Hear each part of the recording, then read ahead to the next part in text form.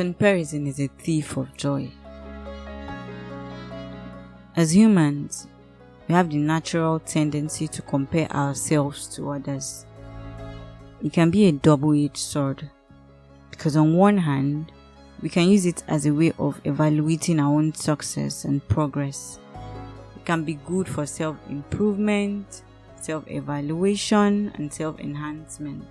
While on the other hand, comparing yourself to others can leave you feeling frustrated, anxious, envious, regretful.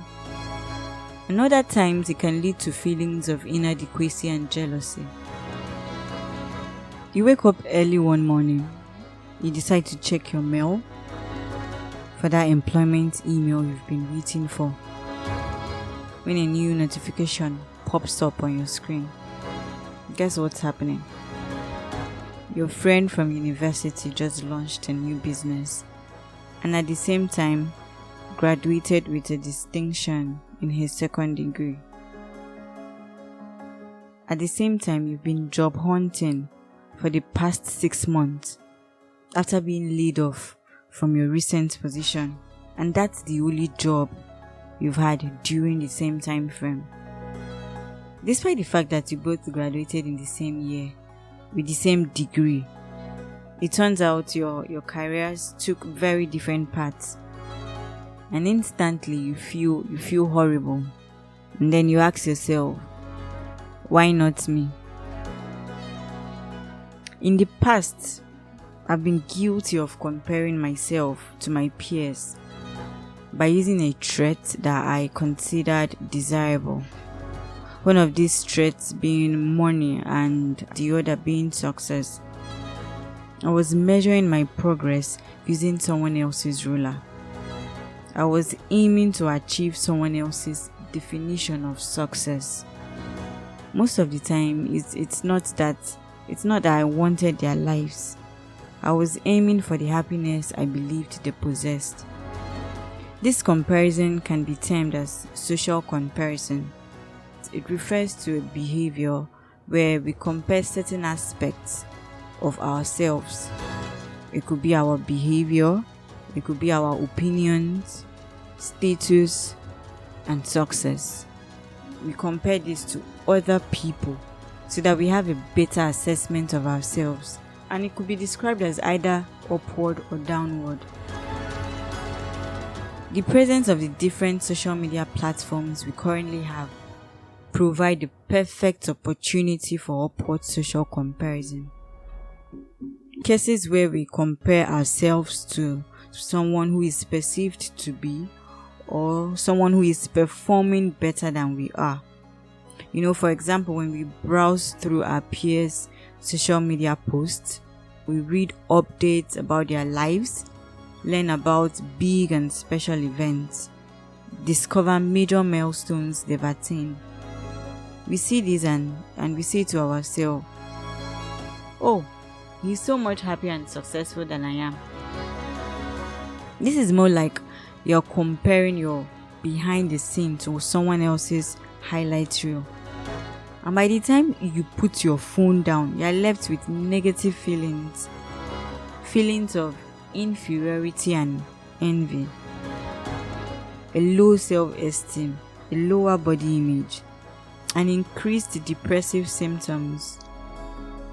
And sometimes you may even experience depressive episodes 3 weeks later. In contrast, downward social comparison might seem like a quick way to boost our self-esteem. It's like when we compare ourselves to someone who is perceived to be or someone who is performing worse than we are. Social media also paves the way for this type of comparison. In this particular case, you browse through your peers' social media posts, and this time around, you see little to no updates about their lives. No special events, maybe a few posts here and there about how life is unfair.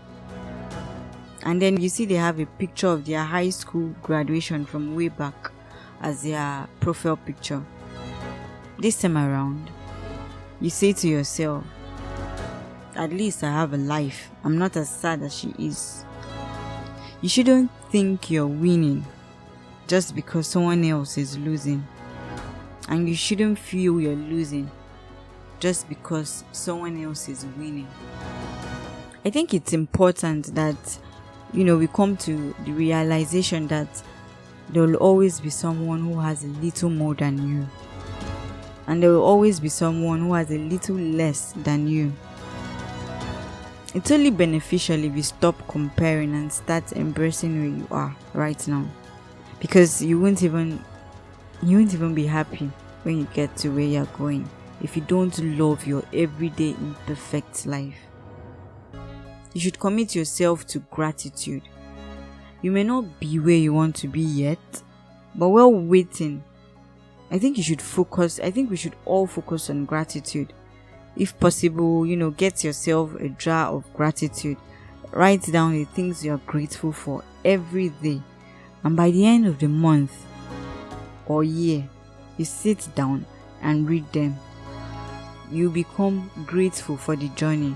And most importantly, you be grateful for defeating who you were yesterday. You should document your achievements. When we compare ourselves to others, it's like we focus on their strengths and then we ignore our own strengths. So try to make a list of your achievements and reflect on them. Define what success means to you. Instead of chasing after someone else's success so that we can feel proud of ourselves, we should learn to celebrate our small wins. We should learn to celebrate our little wins. And we should learn to celebrate other people too. Instead of seeing them as threats, try to see them as allies. Life is not a race. You're not living to defeat others. You're not here to be the best of all the people, because there's no best in anything. You are here to be the best version of yourself. The only person you should try to defeat is who you were yesterday. Social comparisons are normal human behaviors that we all engage in. I engage in it and you do same too. It can make us feel better and can be motivating. It can also lead to detrimental side effects like envy.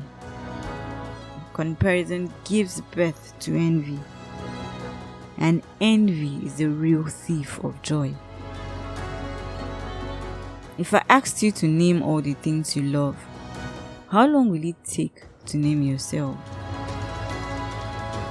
My name is Mfono Bongedem, and I'm pretty sure I wouldn't name myself. But one thing I know for sure is that I love me. You're listening to What's Your Story podcast.